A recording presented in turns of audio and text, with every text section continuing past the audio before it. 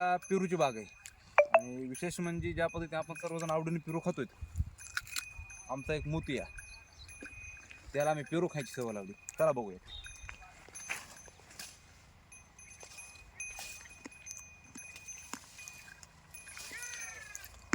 तर आपण एवढे मोठा पेरू घेतलेत. हा तर मोतीला खवलं. चला इकडे मोती. मोती इकडे.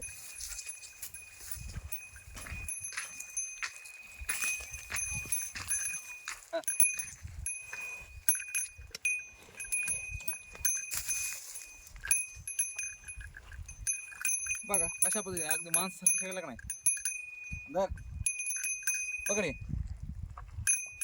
लय मोठा झाली पेरू,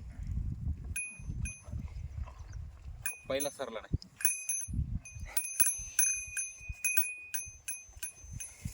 नाच करते काय, यायलाच लागते म्हणल्यासारखा विषय का नाही. शेतकऱ्याचा विषय थोडा वेगळाच नाही का.